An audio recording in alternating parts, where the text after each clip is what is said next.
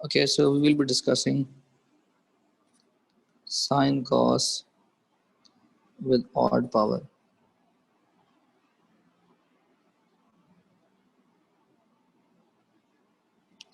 जब भी हमारे पास साइन और कॉस की बात हो और उसके अंदर किसी एक पे भी ऑड पावर आ जाए तो हमारे पास फॉर सपोज साइन की पावर ऑड है तो आप इसको पूरे सवाल को बना लें कॉस थीटा की फॉर्म में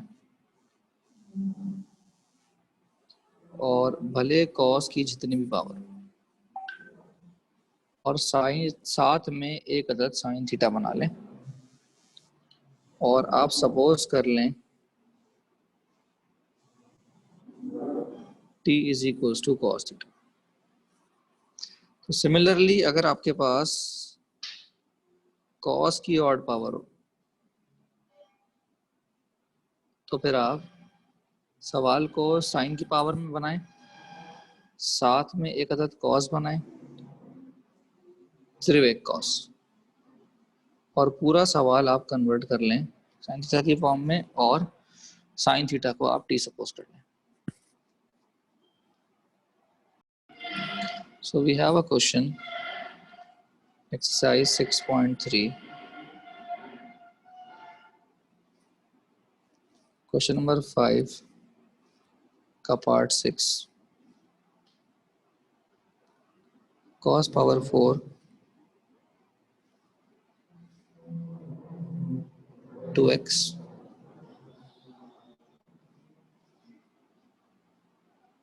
sin cube 2x dx।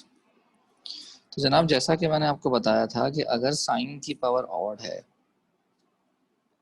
तो आपने एक साइन तोड़ना है। तो अगर मैं यहाँ पर एक साइन तोड़ूंगा तो ऑब्वियस सी बात है साइन स्क्वायर 2x रह जाएगा और एक साइन तोड़ने के बाद जो बाकी पूरा क्वेश्चन है वो मेरा कॉस की फॉर्म में होना चाहिए। कैसे? अगर जनाब ये है साइन 60 में बन चुका है तो मैं टी सपोज करूंगा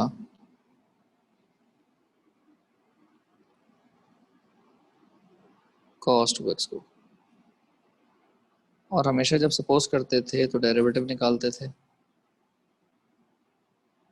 तो मैंने डेरिवेटिव निकाला, एंगल का 2 भी आया, लेकिन जब डेरिवेटिव निकालता हूँ तो बॉक्स बना हुआ है साइन 2x dx का, तो मुझे तो उसकी वैल्यू चाहिए। अब मसला ये है कि मेरे पास कॉस तो कन्वर्ट हो गया टी में लेकिन साइन स्क्वायर नहीं हुआ ना। तो कर सकता हूँ मैं, कैसे? मैं कह सकता हूँ सिंस साइन स्क्वायर 2x बराबर होगा 1 माइनस कॉस स्क्वायर 2x के, और मैं कह सकता हूँ कि ये बराबर होगा 1 माइनस टी स्क्वायर के। क्या ये बात समझ आ रही है? तो जब मैं आई में वैल्यू सब्सटीट्यूट करूंगा तो कॉस पावर 4 की जगह पर मैं टी पावर 4 और साइन स्क्वायर की जगह पर मैं 1 माइनस टी स्क्वायर लिख लूंगा। मैं ज़रा रिपीट करता हूँ बात को। देखिए बेटा, जब भी साइन की पावर ऑड है तो उसको आप एक साइन में ब्रेक कर लीजिए। तो साइन क्यूब यहाँ ब्रेक हो गया साइन में और साइन स्क्वायर में। ऐसा करने के बाद जब भी आप साइन को ब्रेक करेंगे तो आप कॉस को सपोज करेंगे। तो हमने यहाँ पर यही किया, हमने कॉस को सपोज कर लिया। जिसको भी सपोज करते हैं उसका डेरिवेटिव निकालते हैं। डेरिवेटिव निकालने के बाद इस बॉक्स की वैल्यू चाहिए होती है, तो वो वैल्यू हमने यहाँ से निकाली। बात समझ आ गई जनाब?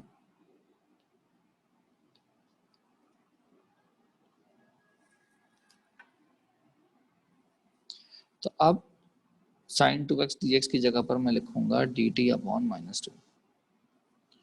अगर ये -1/2 बाहर निकाल लिया जाए तो ये t⁴ मल्टीप्लाई होगा दोनों से।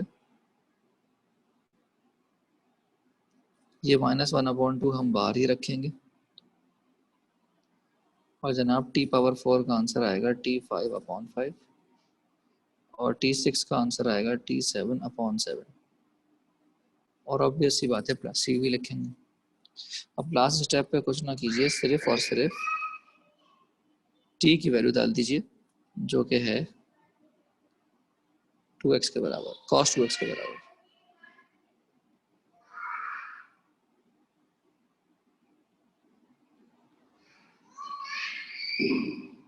क्या ये बात समझ आ गई? Okay, we have a question from exercise 6.4, question number 10। Upper limit है हमारे पास π/2, लोअर लिमिट है π/6 एंड क्वेश्चन है cos³ upon √ sin x dx। जनाब जैसा कि आपको नज़र आ रहा है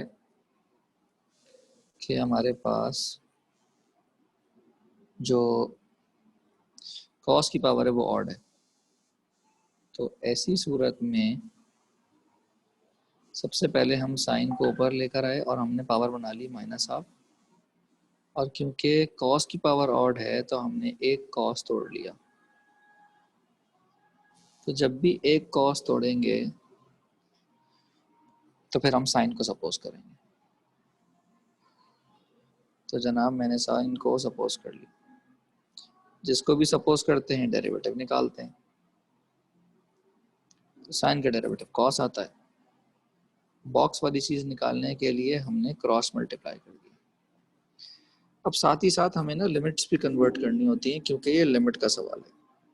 तो जब भी हम सपोजिशन करते हैं लिमिट वाले सवाल में तो हम लिमिट्स भी कन्वर्ट करते हैं। लिमिट्स कैसे कन्वर्ट होती हैं? जो हमारी t की वैल्यू होती है उसी से होती है। तो पहले x की वैल्यू वो डालते हैं जो अपर लिमिट होती है और फिर x की वो वैल्यू डालते हैं जो कि लोअर लिमिट होती है। तो जनाब ये हो जाएगा t = sin π/2 और ये हो जाएगा t = sin π/6। जनाब ये आ जाएगा 1 और जनाब ये आ जाएगा 1/2। इसका मतलब अब लिमिट्स भी हमारे पास कन्वर्ट हो गई, लेकिन अब हमारे पास cos² की वैल्यू रह गई। तो cos² की वैल्यू हम कैसे निकाल सकते हैं? हमने ये कहा कि भाई cos² x जो है वो बराबर होगा 1 - sin² x के। तो इसका मतलब हम कह सकते हैं कि cos² x जो है वो बेसिकली 1 - t² होगा। तो आई का पूरा नक्शा ही बदल गया। जो अपर लिमिट थी वो 1 हो गई, लोअर लिमिट हो गई 1/2। साइन x की पावर हाफ का मतलब है t की पावर -1/2 है। cos² x बेसिकली बन चुका है 1 - t² और cos x dx जो है वो dt बन चुका है। तो जनाब ये 1 है, ये हाफ है, ये हर स्टेप पे चलता रहेगा साथ। t पावर -1/2 को 1 से मल्टीप्लाई करेंगे और t पावर -1/2 को जब हम t² से मल्टीप्लाई करेंगे तो बेस सेम पावर ऐड के रूल से ये मल्टीप्लाई हो जाएगा। तो इसीलिए आप देखें कि -1/2 और 2 जो है वो बेस सेम पावर ऐड हो गए। अपर लिमिट कॉपी की, लोअर लिमिट कॉपी की।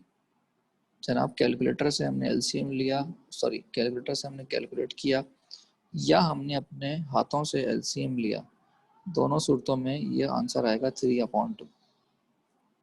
अब हमें इंटीग्रेट करना है और इंटीग्रेट करने में हमारे बच्चे चीते हैं। तो ये आएगा हाफ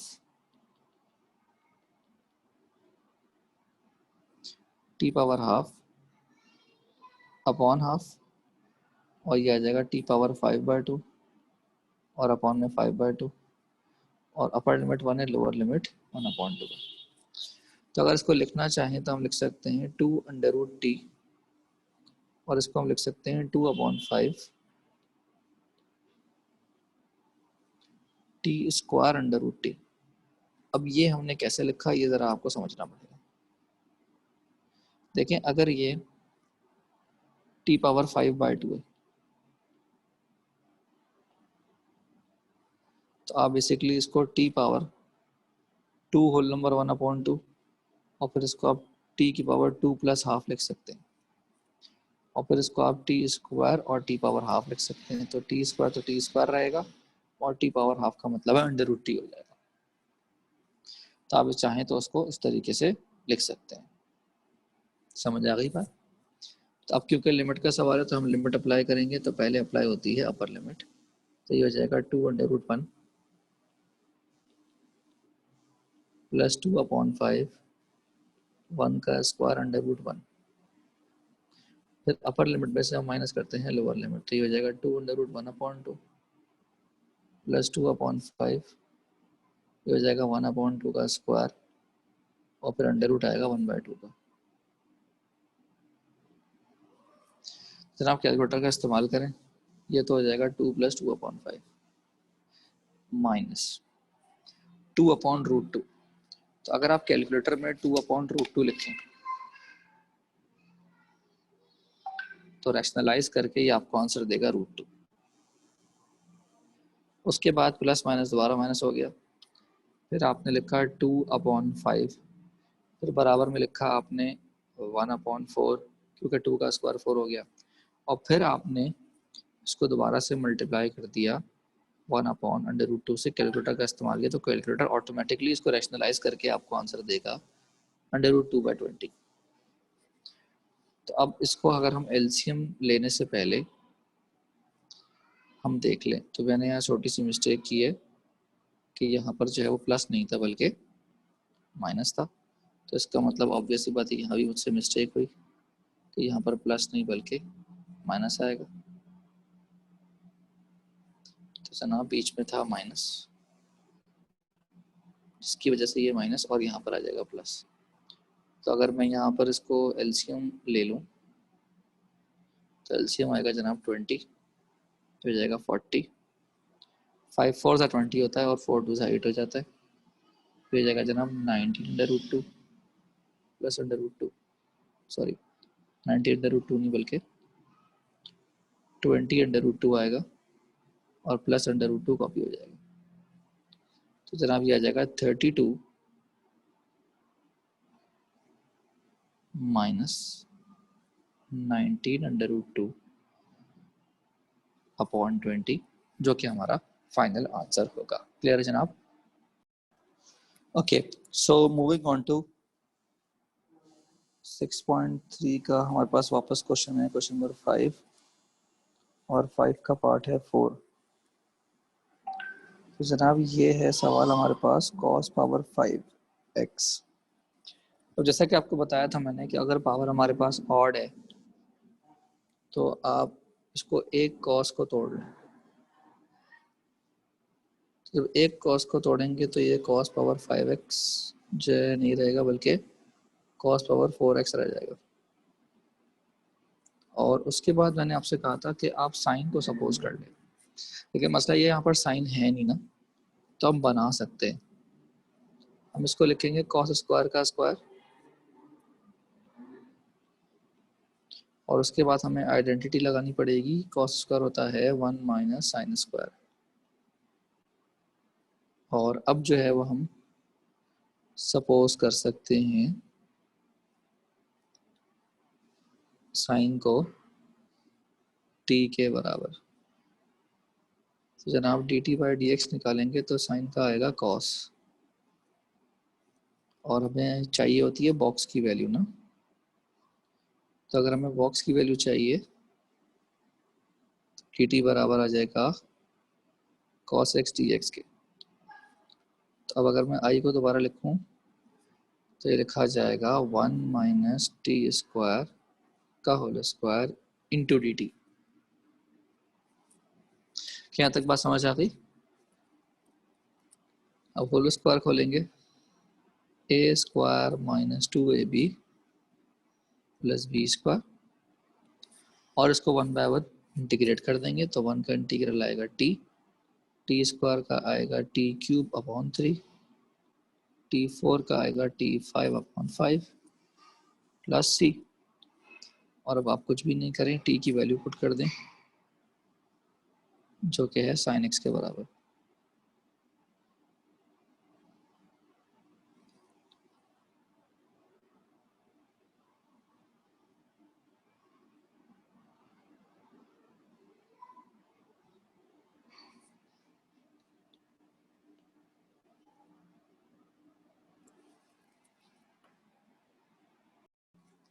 अच्छा जी, तो सिमिलर क्वेश्चन इसके कौन कौन से हैं? सिमिलर क्वेश्चन आपको नजर आएगा क्वेश्चन नंबर 5 में, पार्ट जैसा कि 3 है, फिर आपको पार्ट 4 मैंने करवा दिया, पार्ट 5 आप देखें, पार्ट 6 कल मैंने करा दिया, पार्ट 7 देखें आप, फिर पार्ट 8 हम 9 हम कल कर चुके हैं, फिर पार्ट 10 है हमारे पास, ये 6.3 के हैं। और अगर हम 6.4 की बात करें तो 6.4 में हमारे पास जो मिलता जुलता सवाल है क्वेश्चन नंबर 8 है। तो ये सारे के सारे सवाल जो हैं वो आप कर सकते हैं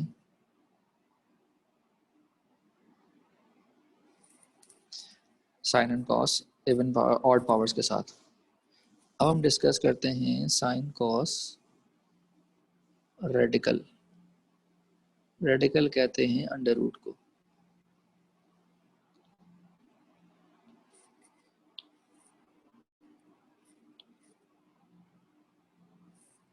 तो जनाब साइन कॉस जब हम रेडिकल की बात करते हैं तो हमारे पास कौन कौन से सवाल आते हैं ज़रा देखते हैं। जनाब 6.3 की ही बात कर रहे हैं।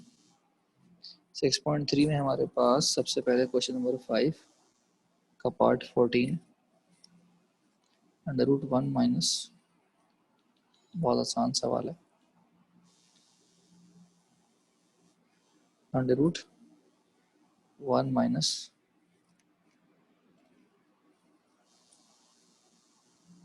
Cos x. तो जनाब आइडेंटिटी याद करें कि 1 माइनस कॉस एक्स अपॉन 2 जो है वो बराबर था साइन स्क्वायर एक्स बाई 2। और रादर अगर हम इसको थीटा की फॉर्म में लिखें तो बेहतर है कि भाई 1 माइनस कॉस थीटा जो है अपॉन 2 वो बराबर था हमारे पास साइन स्क्वायर थीटा बाई 2। तो हम ये कह सकते हैं कि 1 माइनस कॉस थीटा जो है वो बराबर है 2 साइन स्क्वायर थीटा बाई 2। तो इसका मतलब अब जब मैं आई लिखूंगा तो मैं लिखूंगा integrate 2 sine square theta by 2 के बजाय हमें लिखूंगा एक्स अपॉन 2। ये जो रूट 2 है ये कांस्टेंट है, इसको आप लिख लें बाहर, और जो साइन स्क्वायर है वो आ जाएगा रूट से बाहर। तो इंटीग्रेट करेंगे जनाब, साइन का आंसर आता है माइनस कॉस, और क्योंकि एंगल जो है वो अपॉन 2 है तो इसलिए डिवाइड किया जाएगा 1 अपॉन 2 से, साथ में प्लस सी, और लास्ट स्टेप में इसको हम अरेंज करके लिख देंगे तो हो जाएगा -2 under root 2 cos x upon 2 plus सी।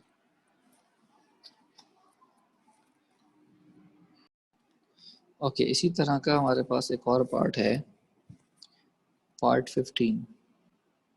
उसके अंदर वो कह रहा है इंटीग्रेट करना है 1 plus cos 3x whole cube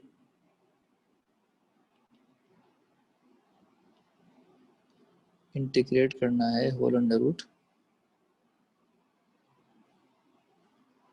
whole cube है और लिखा हुआ है 1 प्लस कॉस 3x।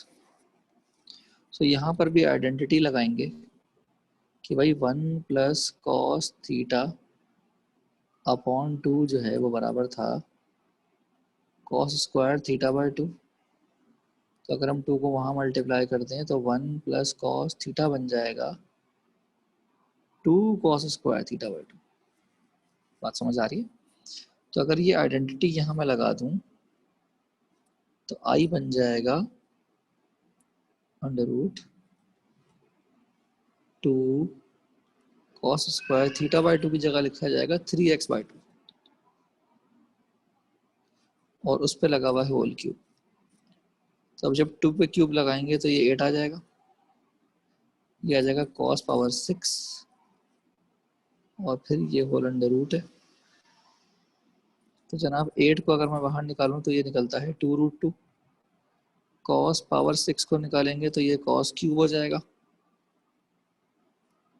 और जनाब cos क्यूब को हम उसी तरीके से डील करेंगे जैसे कि हमने cos पावर 5 को डील किया था, कि हमने एक cos तोड़ लिया था तो यहाँ पर भी एक cos तोड़ेंगे और ये बड़े आराम से आप खुद कर सकते हैं जनाब, ये आप खुद करेंगे।